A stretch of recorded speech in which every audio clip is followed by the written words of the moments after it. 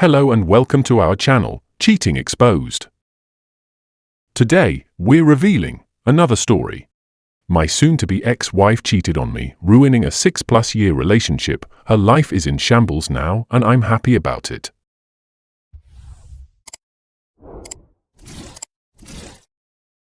My soon-to-be ex-wife, who we will call Y, and I got married in January 2020. I was 22 at the time, and Y was 21. We got married in secret, only our close friends knew. At that time, we were living on campus at our university in Miami. Both of us were from 2 counties away, where our families still lived. As soon as we got married, it became a toxic nightmare. For starters, she was secretly texting her ex-boyfriend from high school, who we will call Jay. She claimed they were just friends now, but this didn't sit right with me since he was also her first. I'm not the type to go through someone's phone. I wanted to trust her. But she started going out of her way to hide her phone screen from me. If I so much as touched her phone, she would freak out. At some point, I figured out her passcode and checked her messages. However, I couldn't find any proof to confirm my suspicions.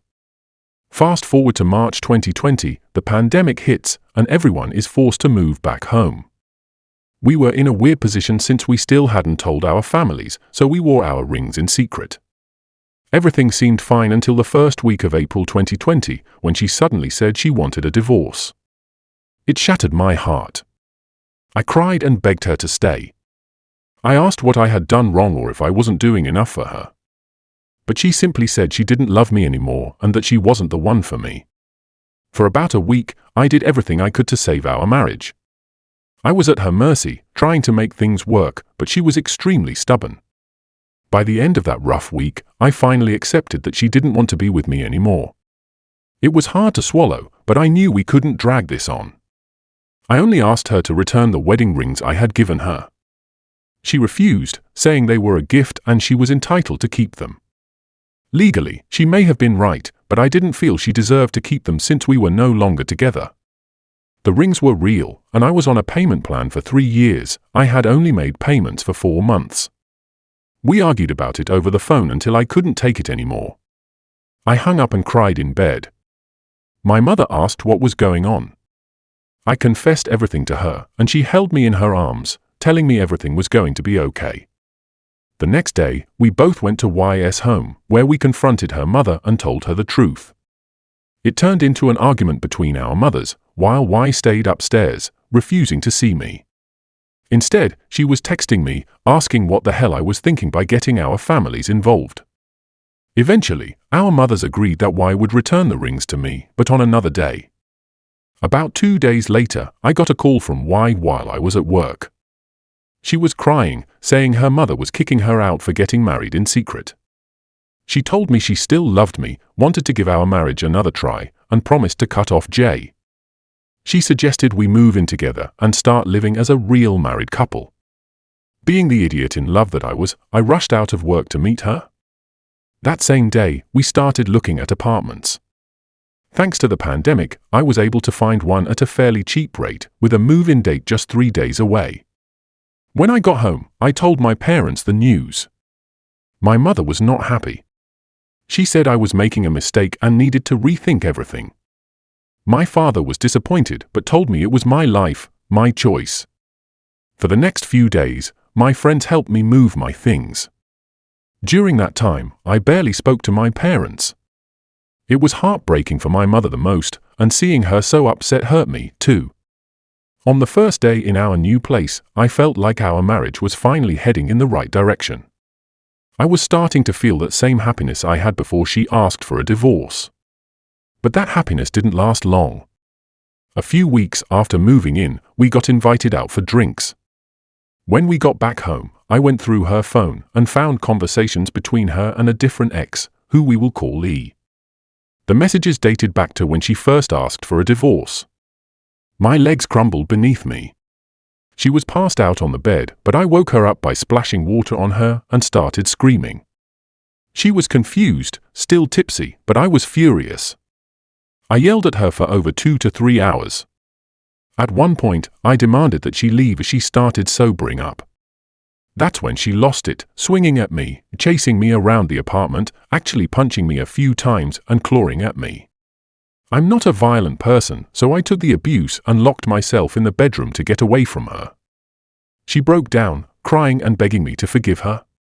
She got on her knees, saying she would do anything to make up for it. We kept arguing, but eventually, we started talking through the bedroom door. By the time things calmed down, it was 4 a.m. We went to bed, but I didn't sleep. At 7 a.m., she woke up, only remembering half of what happened overnight. When I yelled everything back at her again, she was finally sober enough to take it in. She started pleading with me to stay, crying that she had nowhere else to go. In that moment, I hated her. I felt like she had stolen me from my family, my friends, my entire life.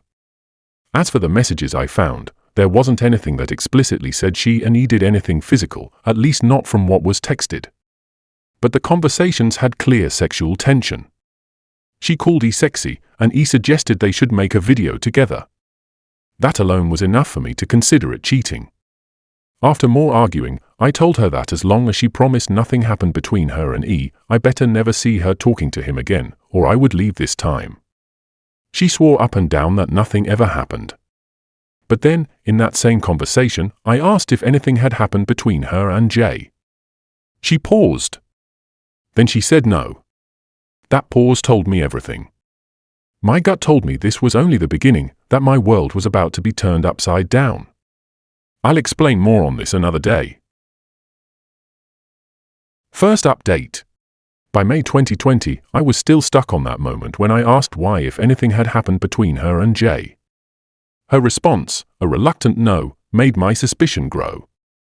A little background: when we first moved in together in April 2020, I was working at a call center an hour away from our apartment from 8 a.m. to 6 p.m.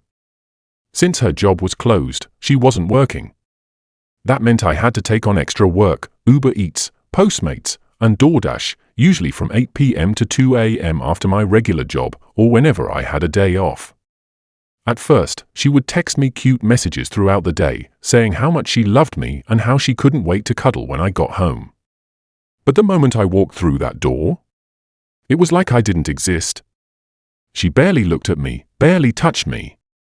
That's how I ended up discovering the messages between her and E. Now we're in June 2020, weeks after the incident. By this point, I was keeping my distance, sticking to my work routine, and trying to finish my college classes online. She still wasn't working, but every time I came home, the apartment was a mess unless I cleaned it myself. Around this time, she decided to adopt a mini goldendoodle. We already had my Malsha, who she used to adore, until the doodle came along. Suddenly, just like me, my Malsha was getting the cold shoulder too. For the next few months, everything felt like a never-ending cycle. We tried to fix things, went out on so-called dates, but we barely spoke. Every attempt I made to break the silence was met with a wall. She never wanted to express herself, never opened up. Little by little, I felt my love for her slipping away. I became numb to the way she treated me. Everything changed in October 2020 when she finally opened up to me.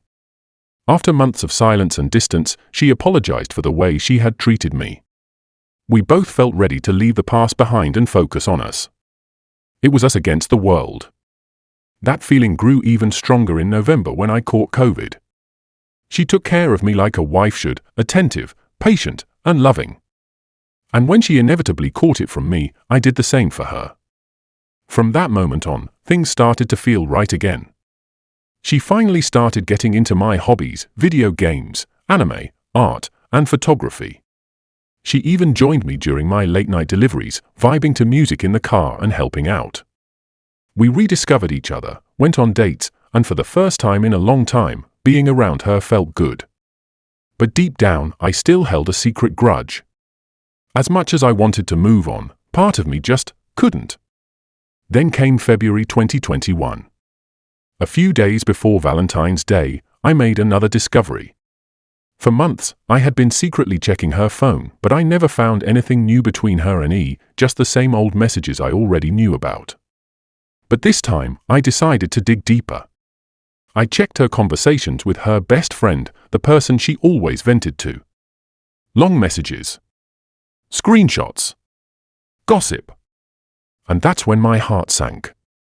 I found out the real reason she had asked me for a divorce. She and Jay had slept together a few days before she asked for it. That was the truth she had been hiding.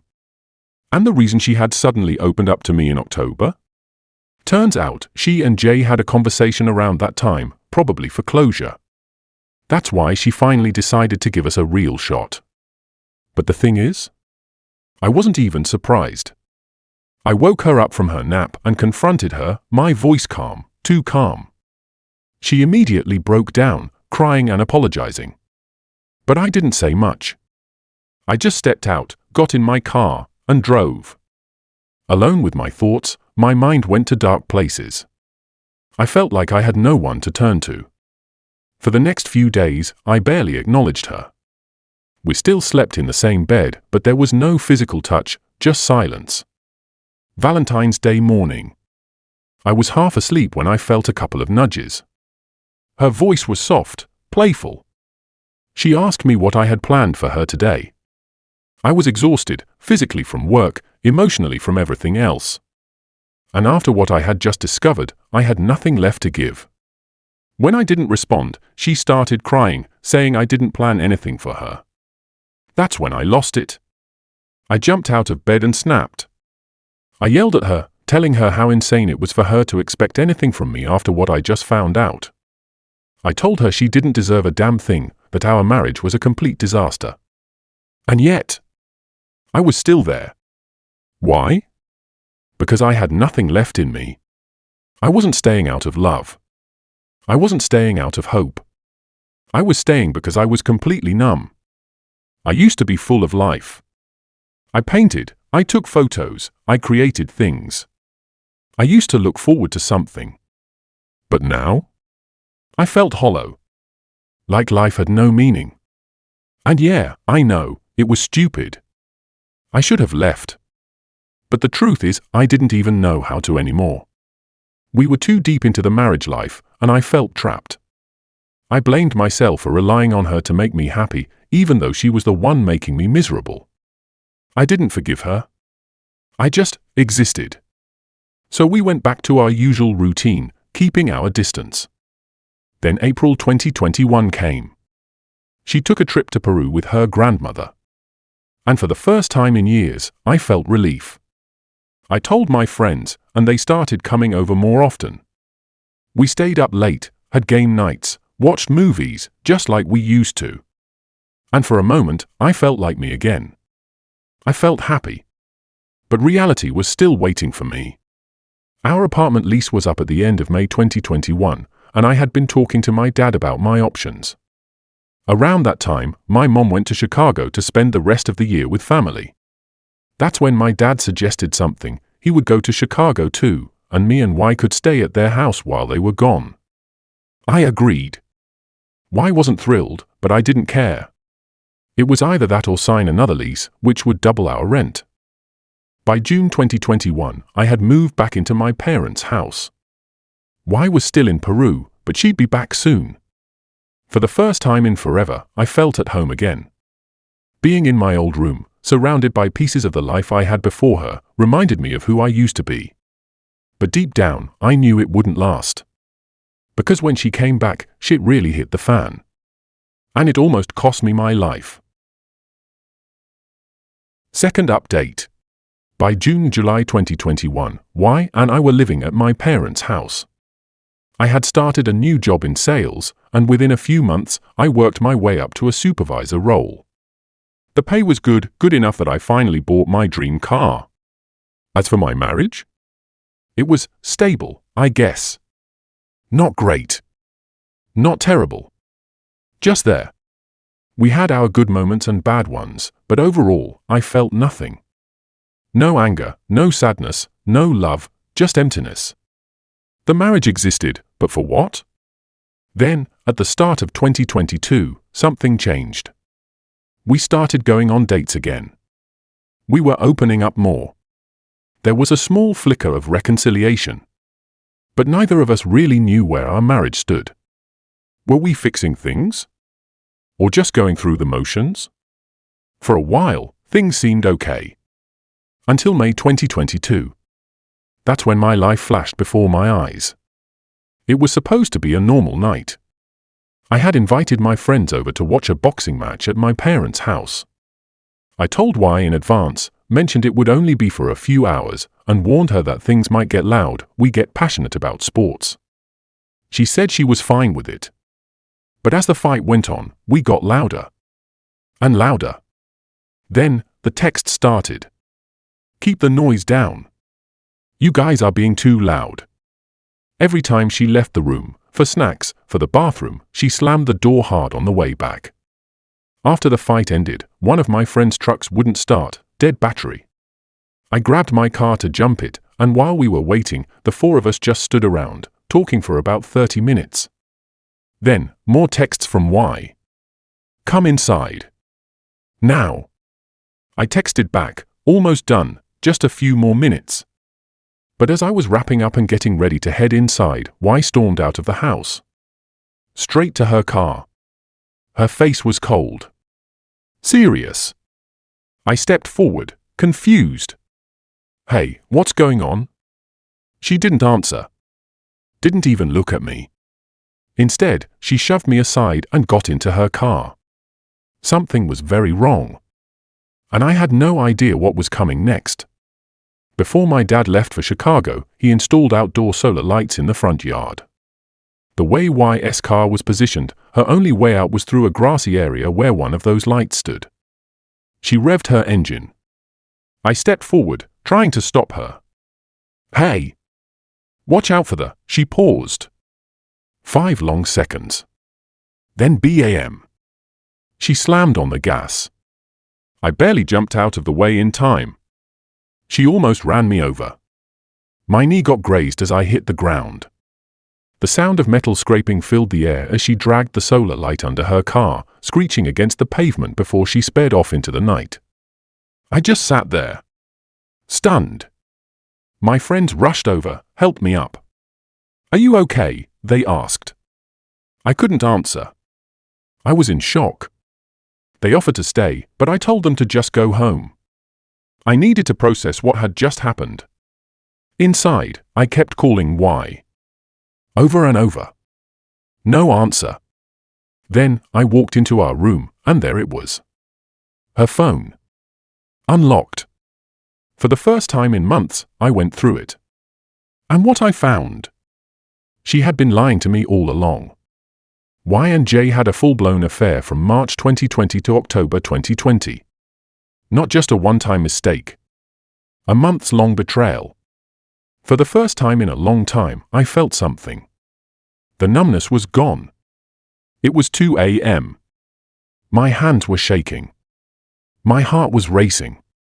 I kept calling my sister, who lived down the road, but she wasn't picking up. Then, Y came back. She tried to get inside, but I had locked the door with an extra latch. She banged on it. Let me in. I didn't. Instead, I snuck out the back and drove to my sister's house, hyperventilating as Y chased me. I pulled into my sister's driveway, ran to the door, and knocked once, twice, then frantically as Y pulled up behind me. Finally, my sister and her husband opened the door. Y backed off. Drove away. Inside, I broke down.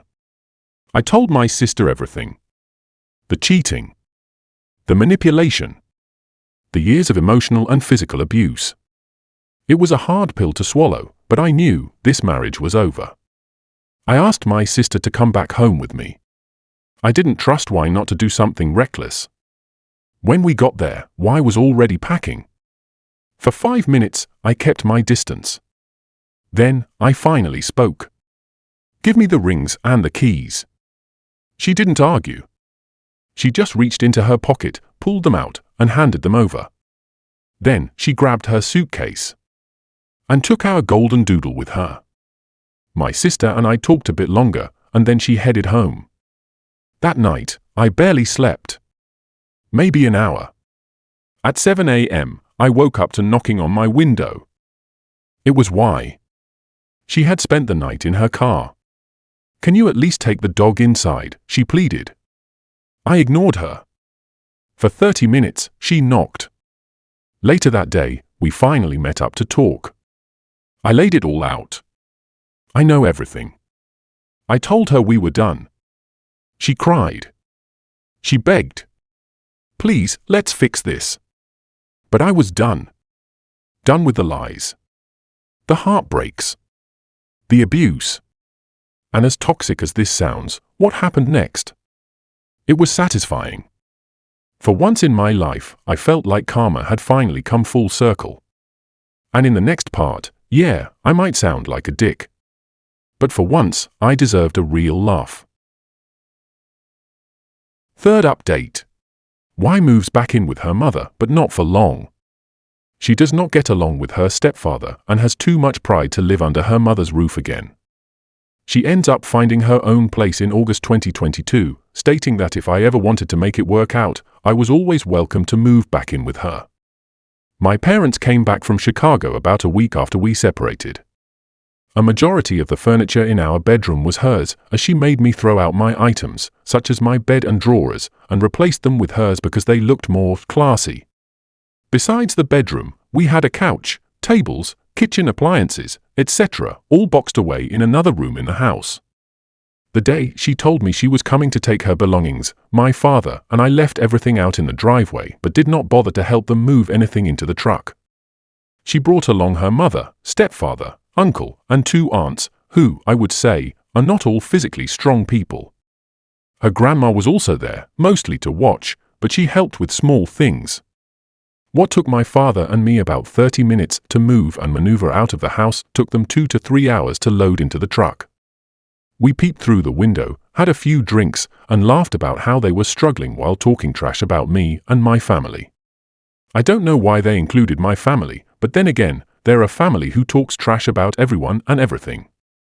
When Y moved into her apartment, she started working a new job in her field of study. It paid well by the hour, but she didn't get enough hours. She had too much pride to work a second job, as she felt like it was beneath her. Because of this, she struggled to keep up with rent, electricity, water bills, car payments, insurance, etc.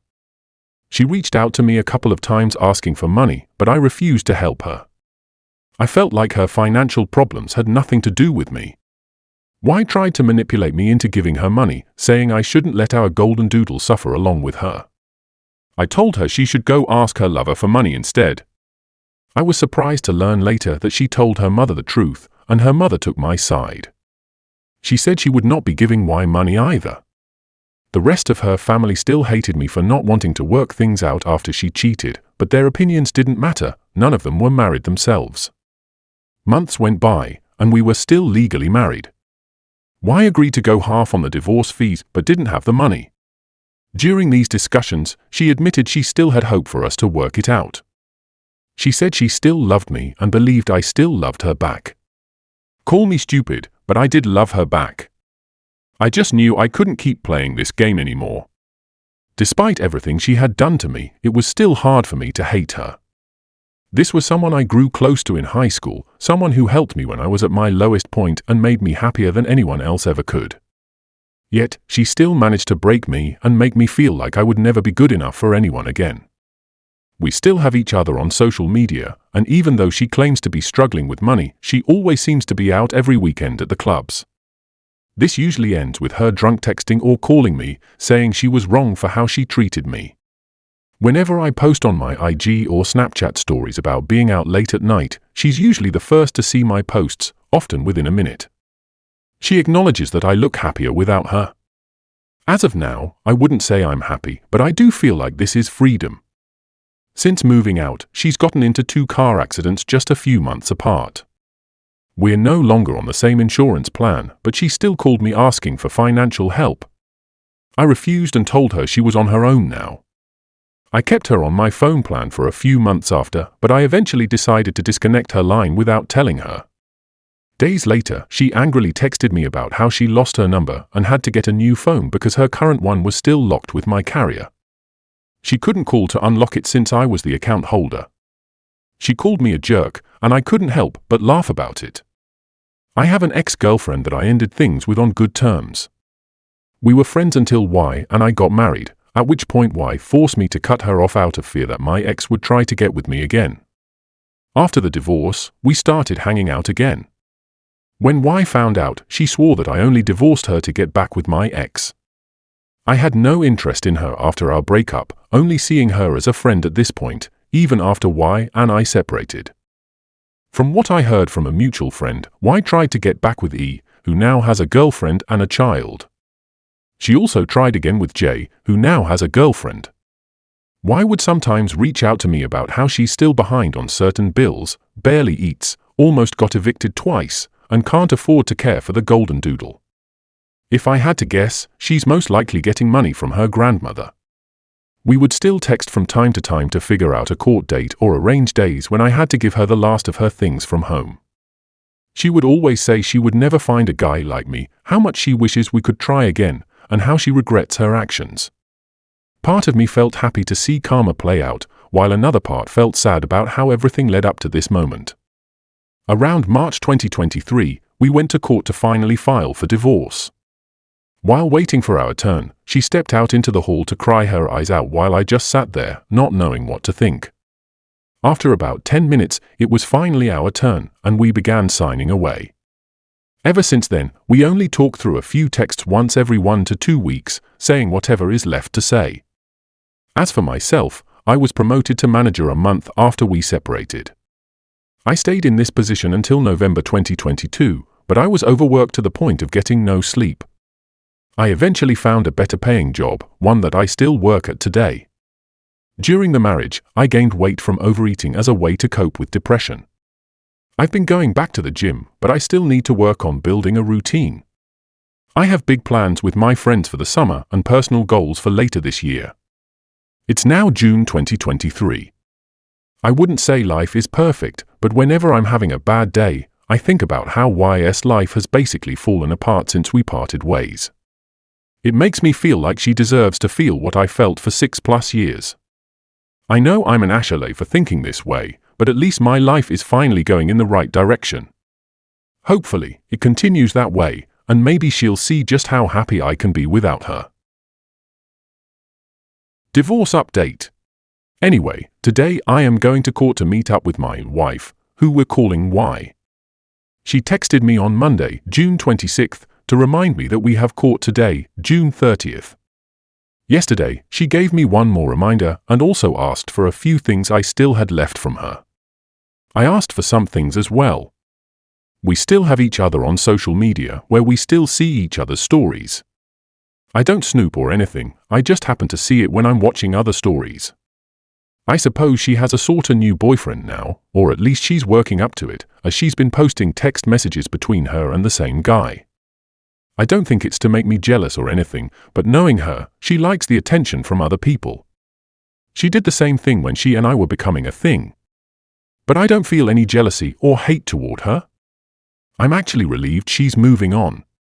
The way I see it, someone else is taking over my old problems. They have no idea what type of hell they're getting into.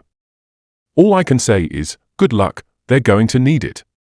As for court, I actually feel excited about it. I can continue to move on with my life, and she can finally be out of the picture. She stated that even after the divorce, we can still be friends, mostly because of the goldendoodle we have together. Despite me loving that dog, I have to let this all go.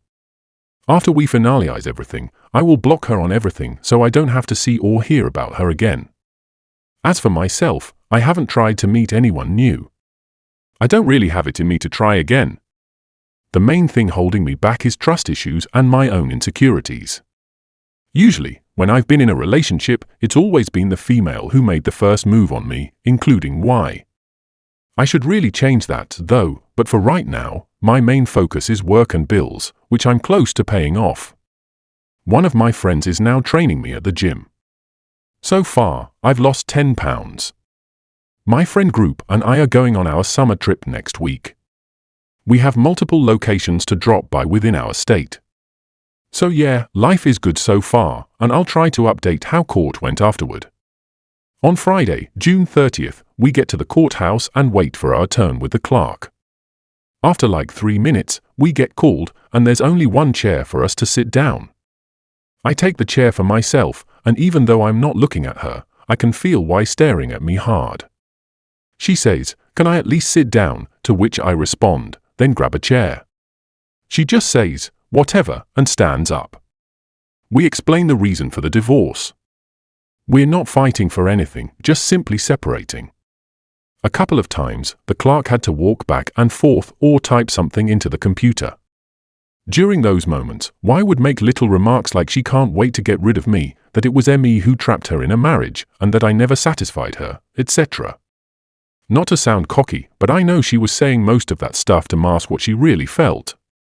I know this because she followed up with how she'd hopes I have fun with my ex, who we're still friends with, but like I said before, I have no interest in her, even though Y swears I'm in love with her. While we kept going back and forth, the clerk was trying so hard not to laugh.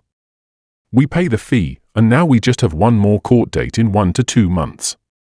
It was raining when we walked out, so we still discussed a few things. The main thing she asked was if I could watch our goldendoodle in August while she goes on a trip out of the country. I said that wasn't possible for me. She followed up by calling me a deadbeat dog dad, saying I'll never see him again, and then left. Here's the kicker: yesterday, Y asked if I could watch the goldendoodle for today. I can't because I work today, even though it's the 4th of July. Oh, and today is also her birthday. She won't be getting a happy birthday from me, though. Also, her family doesn't celebrate birthdays, especially her mother and stepfather, since they're both Jehovah's Witnesses. Her only real option is her best friend, who's most likely going to be with her boyfriend rather than Y. Yesterday, July 18th, we had a Zoom conference call with the judge to finalize our divorce. Initially, it was supposed to be 1 to 2 months from now, but our date came quicker than we thought. It was very quick, no more than 1 to 2 minutes. We raised our right hands and answered the questions they asked related to why we were divorcing. The judge asked Y a question that made her hesitate. He asked something like, "Can you confirm if this marriage is unable to be resolved?" She just gave the biggest blank stare at the camera and finally said, "Yes." After that, he stated we would receive an email either the same day or the next finalizing our divorce, and then ended our Zoom call. I don't think it has hit me yet that I'm now legally single, but I've felt this way for over a year now. Nothing about my life feels different other than the fact that I don't have to deal with Y anymore. I have no reason to speak to her now, and I'm taking some of your advice in the comments, never contacting her again. I still read the comments, good and bad, and I appreciate all the feedback. No hard feelings, as this is the position I put myself in, so I deserve all the criticism. But thank you, everyone, for hearing me out on this. Well, folks, that's all. Thank you all for listening. Please like, comment, and share the video if you enjoyed it. Also, subscribe to the channel and hit the bell icon so you will be notified when we upload the next video. Take care.